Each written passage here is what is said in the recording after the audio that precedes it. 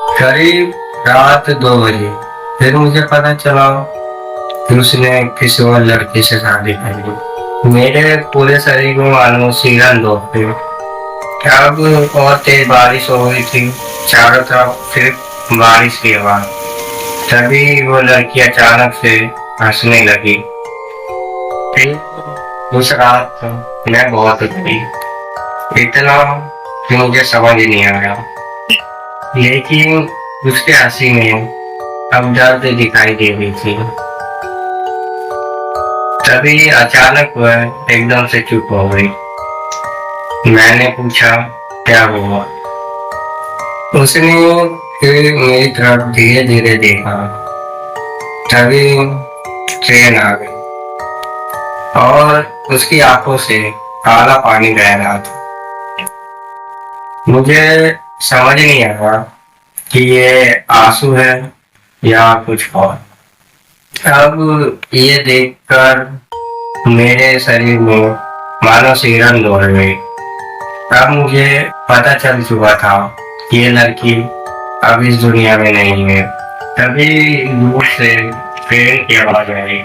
पूरा स्टेशन मानो कांप गया।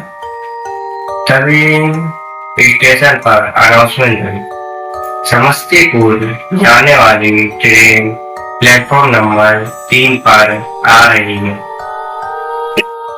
तभी मुझे रात सांस आई। अब वो लड़की खड़ी हो गई थी, उसकी सीधी नजर पटरी की तरफ थी। वो ट्रेन देखकर अजीब सी मुस्कुराहट देने लगी। फिर उसने धीरे से बोला, वो आ गया। मेरे पूरे शरीर में सिरन दौड़ गई।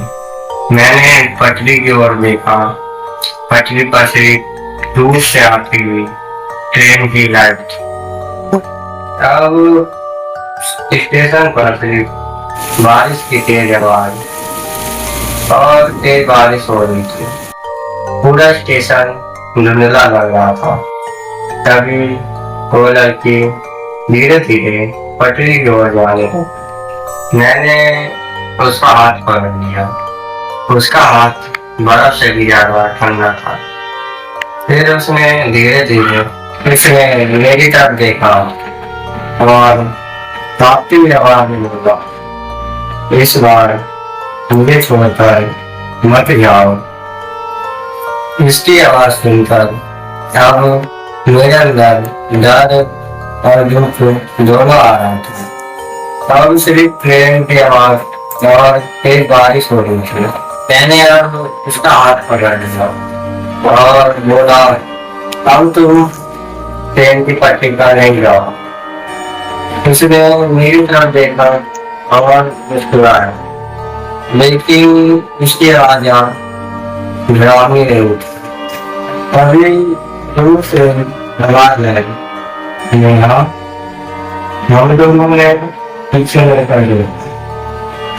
पीछे दूर स्टेशन पर कोई मुसाफिर नहीं। तब नेहा उसे देखकर डर गई। वो आदमी सामने काला रेनकोट, भीगा हुआ चेहरा और हाथ में पुराना टॉर्च लिए खड़ा था।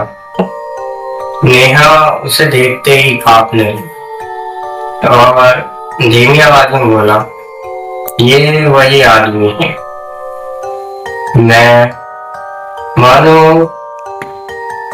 डर गया और मेरा गला सूख गया। मानो मेरी दिल की धड़कन तेज हो गई। नेहा बोली, ये वही इंसान है जिसने मुझे मरने के लिए छोड़ दिया था। अब वो आदमी धीरे धीरे हमारी ओर लंगड़ाते हुए आ रहा था। जैसे जैसे वो आदमी हमारे पास आ रहा था, वैसे स्टेशन की लाइट ब्लिंक हो रही थी। तभी दूर से आवाज आई, वही बूढ़ा चाय वाला। उसने बोला, बेटा उससे दूर रहे, वो इंसान जिंदा नहीं है। मानो ये सुनकर मेरे पैरों तले जमीन खिसक गई। अब मैंने देखा मुड़कर, वो इंसान मेरे करीब आ चुका था। चेहरा आधा जला हुआ। वह नेहा को घूरे जा रहा था। नेहा ने धीमी आवाज में मुझे बोला, नहीं, मुझे इसके साथ मत जाने देना। अब मैं कुछ समझ नहीं पा रहा। तभी दूर से वही बूढ़े चाय वाले की आवाज आई, पटरी से दूर हटो। तभी ट्रेन मेरे पास से इतनी तेज गुजरी हवा के झोंके से कि मैं नीचे गिर गया। कुछ सेकंड तक मेरे आंखों के सामने अंधेरा छा गया। तभी मैंने उठकर देखा, ना वहाँ नेहा थी, ना वो इंसान, बस तेज बारिश और दूर से आती हुई ट्रेन की आवाज।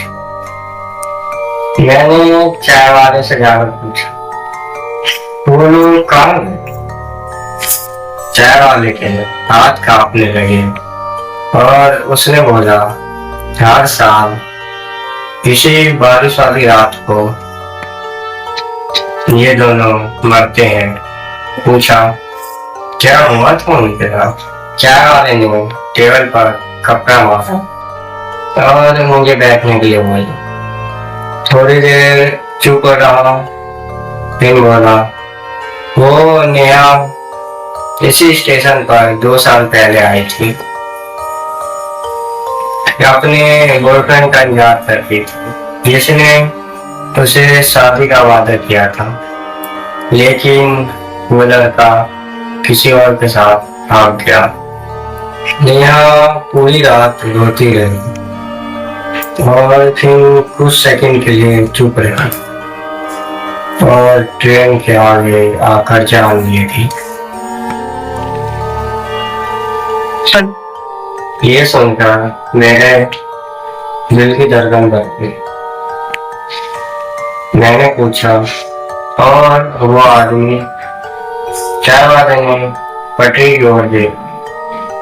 चाय वाला बोला, फिर 1 महीने बाद उस लड़की की भी मौत यही हो गई। लोग कहते हैं उसे एक लड़की की रोने की आवाज सुनने दी थी, तो उसके पीछे पीछे ट्रेन की पटरी तक आ गया और फिर ट्रेन से चलकर चली गई। ये सुनकर तब मेरा मेरा मन होता है, मैं वहां से निकलना चाहता था।